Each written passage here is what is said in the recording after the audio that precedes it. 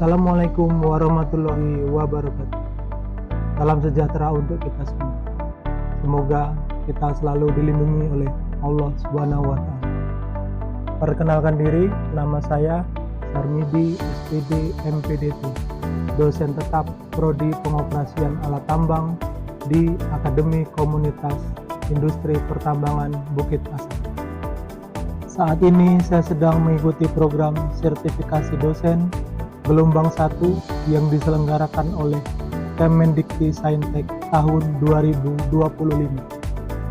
Baik, kali ini saya akan mengajarkan tentang mata kuliah Teknik Pengoperasian Alat Tambang Ekskavator dengan jumlah 5 SKS. Untuk deskripsi mata kuliahnya yaitu pengenalan komponen alat, kemudian perhitungan produksi, pengenalan tuas, dan yang lainnya. Mari kita lanjut ke kelas.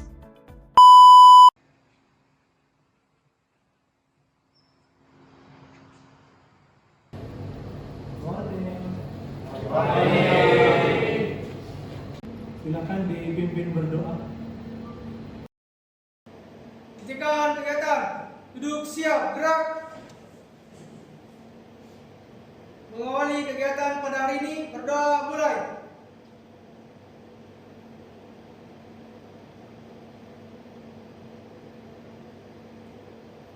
Berdoa selesai, beri salam. Assalamualaikum warahmatullahi wabarakatuh. Waalaikumsalam warahmatullahi wabarakatuh. Semangat pagi.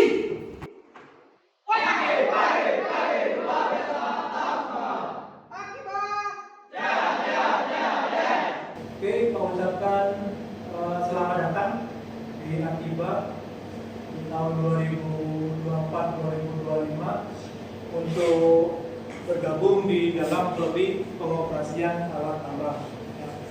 Jadi untuk hari ini perkenalan dulu. Perkenalkan, nama Pak Sarmidi atau biasa dipanggil Pak Didi. Ya. Jadi untuk background Pak, S1 Pak itu di Universitas Negeri Jakarta, keduanya di Universitas Negeri Padang. Background pendidikan Pak yaitu pendidikan teknik otomotif. Oke, untuk pengalaman mengajar sebelum Pak di Akiba itu di Akademi Komunitas Negeri Sumbawa Barat yang ada di NTB, Nusa Tenggara Barat. Kemudian pindah tahun 2015 itu ke Akademi Komunitas Negeri Lahat yang ada di Kabupaten Lahat. Kemudian di tahun 2019 bergabung di Akiba. Ada yang mau ditanyakan lagi? Izin memperkenalkan diri Pak, nama saya Jihan Francisca. Izin bertanya, berapa orang dosen yang mengajar di Prodi POT Pak? Terima kasih. Oke, terima kasih pertanyaannya. Namanya Jihan. Ya Pak. Oke, kebetulan Pak di sini sebagai kepala program studi teknik pengoperasian alat tambang. Jadi dosen yang ada di Prodi POT itu ada 5 orang. 1 orang perempuan, 4 orang laki-laki. Nanti kalian akan ketemu dengan semuanya dosen-dosen yang ada di Prodi POT. Terjawab? Baik, sebelum masuk ke materi, Pak absen dulu. Juga Pak ingin mengenal nama satu dengan yang lain. Oke, Pak absen dulu. Nomor 1 Haji Ridandani. Siap, hadir Pak. Akbar Rizky Ramanda Putra. Siap, hadir. Dimas Haryandi. Siap, hadir Pak. Baik, pada mata kuliah ini mahasiswa nanti akan belajar tentang teori dan konsep serta implementasi pengoperasian alat berat, terutama di alat berat ekskavator. Jadi meliputi pengenalan komponen, kemudian pemeriksaan harian atau B2H, pengenalan tuas-tuas, aplikasi pengoperasian alat berat, dan serta perhitungan ada modul yang Pak bagikan dan bisa dipelajari. Untuk sistem penilaian sendiri itu terdiri dari 10% itu tugas, kemudian keaktifan dalam perkuliahan itu juga 10%, ujian dalam semester 20%, kemudian UAS ada ujian akhir semester tadi itu 20%. Kemudian skor yang paling tinggi yaitu ujian praktik ada sisanya 40%. Dengan presentase kehadiran Pak minta 95%. Jadi silakan dijaga kesehatannya sebisa mungkin, perkuliahan tetap dihadiri karena mata kuliah kita itu sangat linear dengan program studi. Ya, jadi Pak minta kehadirannya 95%. Kemudian nanti akan lebih banyak kita akan berada di lapangan. Ya, praktek akan secara langsung dilaksanakan di lapangan. Jadi nantinya waktu yang akan kita laksanakan lebih banyak di tambang. Ya, dimulai dari waktu pagi hari sampai sore hari. Jadi ya bisa disebutkan itu udah seperti orang yang bekerja. Ya, karena pembelajaran kita langsung aplikatif di lapangan. Oke, ada yang mau ditanyakan? Saya Pak. Izin memperkenalkan diri Pak, nama saya Muhammad Arsubianto. Izin bertanya Pak, saya ingin menanyakan untuk lokasi praktik kita nanti di lapangan Pak, serta untuk transportasi kita untuk ke lapangan nanti bagaimana Pak? Terima kasih Pak. Oke, terima kasih pertanyaannya. Namanya Arif. Siap. Oke, untuk lokasi itu ada di unit pertambangan Tanjung Minim. Ya, lokasinya ada di tambang. Semua fasilitas dapat digunakan. Kurang lebih jaraknya dari kampus kita sekitar 2-3 km, tidak terlalu jauh. Ya. Kemudian untuk sarana atau transportasi itu nanti ada bus dari perusahaan PTBA yang bisa kita gunakan baik pagi waktu mengantar dan juga penjemputan untuk pulang. Jadi semuanya sudah difasilitasi.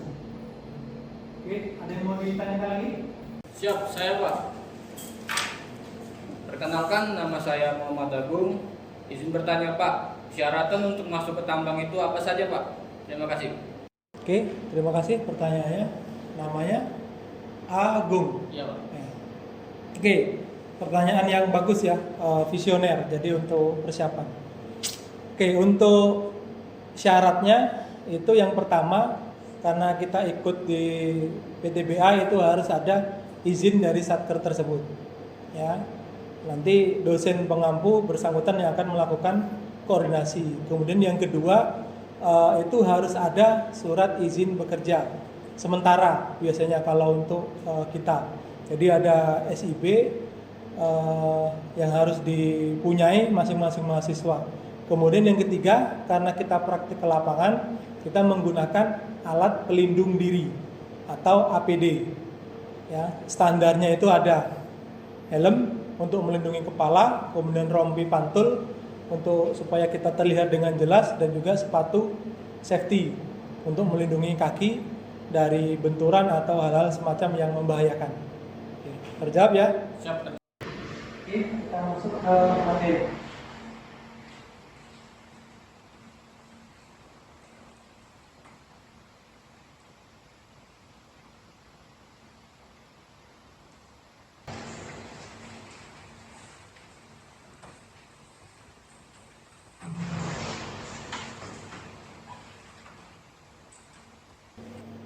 Baik, kita masuk ke materi, itu pengenalan unit alat berat ekskavator. Jadi ekskavator itu alat berat yang dirancang untuk menggali, memindahkan dan memuat material seperti tanah, batu, dan puing-puing. Alat ini sangat umum digunakan dalam berbagai proyek konstruksi, pertambangan, dan proyek infrastruktur lainnya. Jadi kalau di mata kuliah kita berarti ekskavator itu digunakan untuk alat gali muat, ya, terutama tanah dan batu bara. Ya, karena tambang kita batu bara itu bisa jadi tanah atau overburden kemudian batu bara.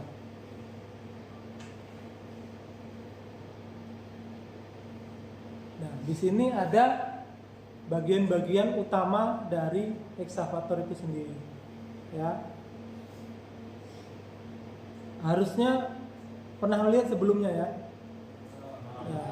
Atau kalau bisa dibilang itu sebenarnya bukan ekskavator, tapi kalian mengenalnya sebagai ya, backhoe atau backhoe gitu.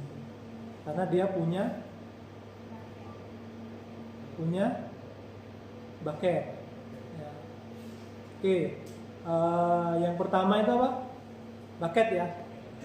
Bucket itu fungsinya untuk menggali, ya, atau mengambil material. Ya. Kemudian yang kedua itu bucket silinder. Fungsinya untuk menggerakkan bucket itu sendiri. Setelahnya membuka atau menutup. Ya. Kemudian nomor 3 ada arm, jadi lengan, titik bertumpunya bucket. Ya. Kemudian yang keempat ada arm silinder untuk menggerakkan arm itu sendiri. Ya, karena untuk menggerakkan itu menggunakan tenaga hidrolik, kemudian disalurkan ke beberapa silinder. Kemudian nomor 5 dulu. Ya. Yang kelima itu boom. Boom itu fungsinya untuk penopang arm itu sendiri. Ya. Dia dengan bodinya. Kemudian untuk menggerakkan boom ada silinder boom atau boom silinder, itu di nomor 6. Oke. Balik ke nomor 7 ada track. Atau ya rodanya di ekskavator itu menggunakan track, tidak menggunakan roda. Jadi menggerakkan unit bergerak maju mundur. Kemudian nomor 8 dia posisinya di sini. Sorry, tidak kelihatan ya. Di antara track dengan bodinya itu ada swing drive. Ya. Yang pasti ekskavator itu bisa bergerak secara swing, ya. Tidak terbatas sampai keliling, berarti 360 derajat dia bisa. Kemudian ada nomor 9. 9 itu adalah kabin. Tempat operator mengoperasikan unit. Ya. Kemudian nomor 10 ada engine itu sendiri yang menggerakkan unitnya, tenaganya. Ya, yang pasti sebuah alat harus ada engine-nya untuk menggerakkan sumber tenaganya. Nah, ini untuk keterangannya. Oke, kemudian sekarang gerakan dari ekskavator itu sendiri. Bagaimana gerakannya? Gerakannya itu ada maju dan mundur, ya. Kemudian manuver tadi belok kiri atau belok kanan, kemudian ada swing kiri, swing kanan. Yang membedakan manuver dengan swing adalah kalau manuver dia bergerak secara keseluruhan, unit itu berpindah tempat. Ya. Kalau swing hanya bagian uppernya atau bagian kabin ke atas, dia bergerak berapa derajat, tapi tracknya tetap. Itu yang membedakan manuver dengan swing. Ya. Secara prinsip bekerja, ekskavator itu bekerjanya stay, dia diam, dia menggali. Cuman kalau dia membutuhkan posisi yang lebih baik, dia akan bergerak. Atau pekerjaannya dijangkau, dia lebih jangkau, tidak terjangkau lagi, dia juga akan bergerak. Kemudian di sini ada instrumen panel. Ya, seorang operator yang harus menggerakkan itu ada alat yang harus menggerakkannya. Jadi di sini instrumen panel itu ada 3, ada alat monitor, kemudian lampu peringatan, kemudian juga ada lampu pilot. Jadi kalau alat monitor itu menunjukkan status operasi alat, kemudian lampu peringatan itu kalau ada sesuatu hal yang di unit itu dirasa ganjil atau error, ada sesuatu hal yang tidak normal, itu lampu peringatan akan nyala. Kemudian lampu pilot itu menunjukkan status alat tersebut. Ya. Tuas kontrol. Sebelum ke tuas kontrol, saya ingin menerapkan prinsip membedakan boom. Membedakannya yaitu dengan prinsip tangan kita. Ya. Kalau boom karena dia nempel di bodi, berarti lengan atas. Seolah-olah ini boom. Kemudian selanjutnya arm kan berarti lengan, itu dianggap ini lengan. Kemudian bucket dianggap itu jari. Ya, jadi boom, arm dan bucket. Ya. Itu nanti diingat, jangan salah. Nanti suruh menanyakan boom, armnya yang ditarik, ya. Atau sebaliknya. Kemudian sekarang di tuas kontrol, karena pengendalinya itu di tuas kontrol. Jadi di dalam kabin itu ada 2 tuas, tuas kiri dan tuas kanan. Yang kiri fungsinya itu untuk arm dan swing. Ya, arm ini, kemudian swing. Yang kanan berarti boom dan bucket. Membedakannya, boom kan besar. Tangan kiri kita dengan tangan kita besar mana? Harusnya normalnya besar yang kanan. Nah, diingat-ingat berarti tuas di kanan itu fungsinya untuk boom dan bucket. Kalau gerakan tuas kiri 1 ke depan itu yang akan berjalan yaitu armnya menjauh. Arm menjauh.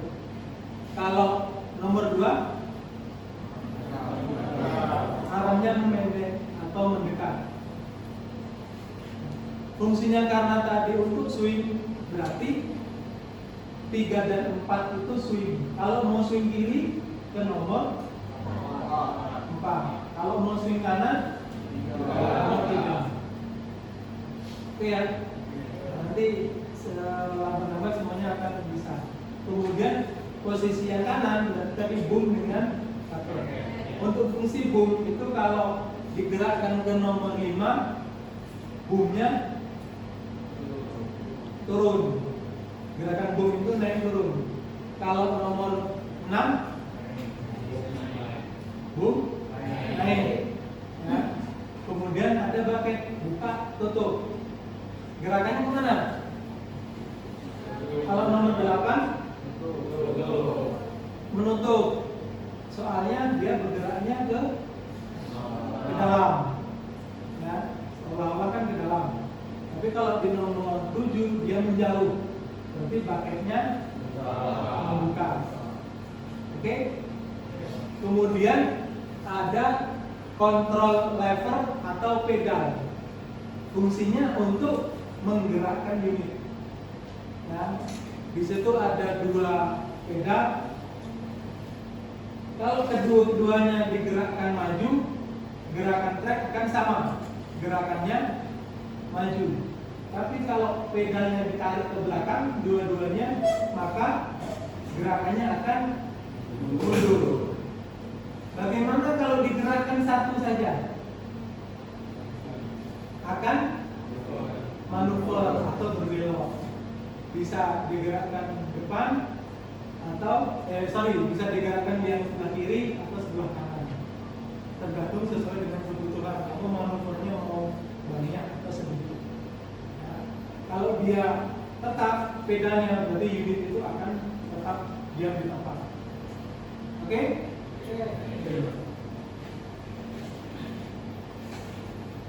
Berikut penjelasannya. Nanti Pak share untuk PowerPoint-nya. Jadi ada tuas kontrol kiri dengan tuas kontrol kanan. Selanjutnya Pak minta kalian menyaksikan video.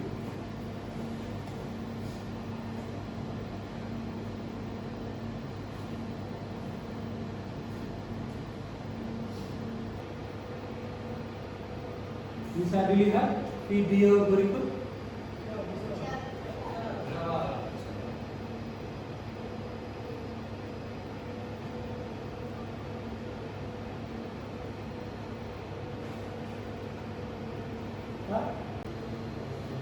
Oke, apa simpulan yang dapat diambil dari video tersebut?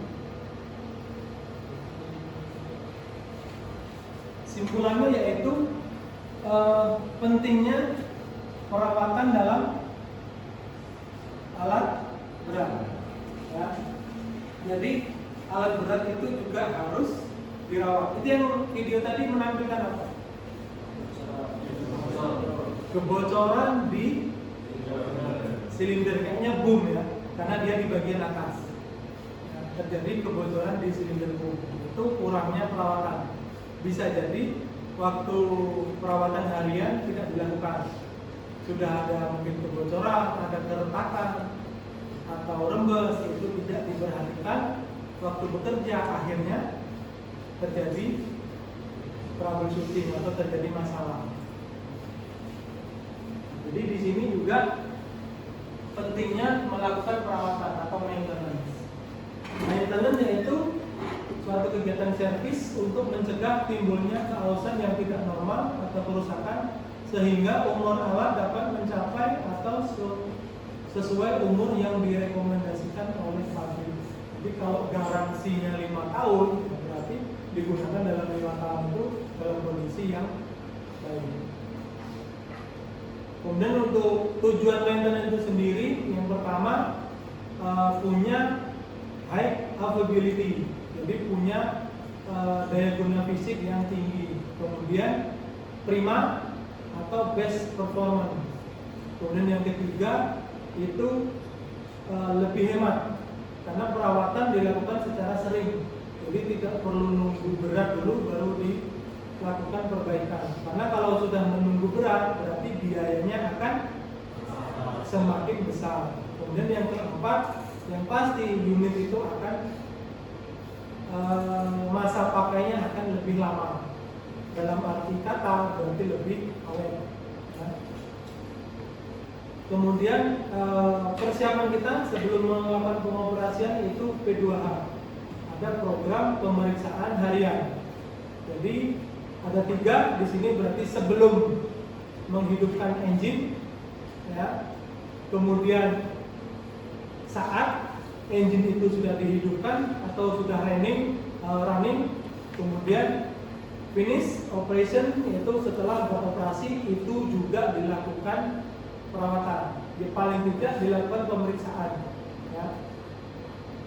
Oke, selanjutnya materi sudah Pak kasih. Pak ingin mengetahui sejauh mana kalian sudah menguasai. Jadi Pak akan melakukan assessment. Ya. Biar seru, Pak nanti akan pakai quizzes.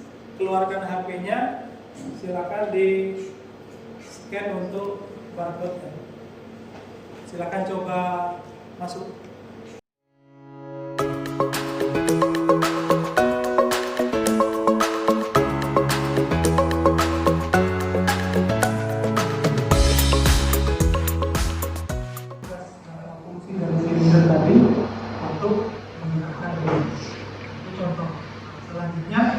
jangan nyari yang lain. Ini kan program beasiswa, jadi Pak Emil kalian juga bisa semangat untuk belajar. Dilihat dari sekian ribu pendaftar, kalian yang sudah dinyatakan lolos, silakan dimanfaatkan waktu sebaik-baiknya. 1 tahun itu tidak terlalu lama, tapi kalau kalian isi dengan hal yang kurang bermanfaat, maka akan sangat disayangkan sekali. Tanpa kalian mampu belajar, menyesuaikan diri, persiapan nantinya untuk masuk ke dunia kerja. Oke, kalau tidak ada yang mau ditanyakan lagi, silakan untuk ditutup. Kita tanyakan. Duduk siap, gerak. Mengakhiri kegiatan hari ini, berdoa mulai.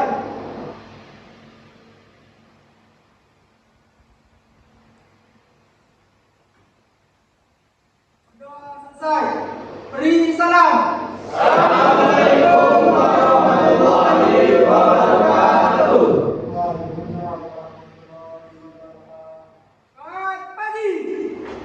Pagi, luar biasa semua.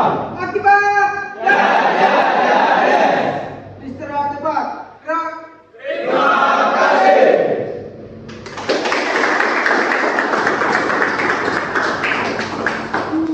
Demikian video pengajaran yang saya buat.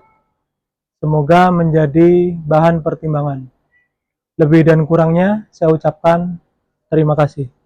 Wassalamualaikum warahmatullahi wabarakatuh.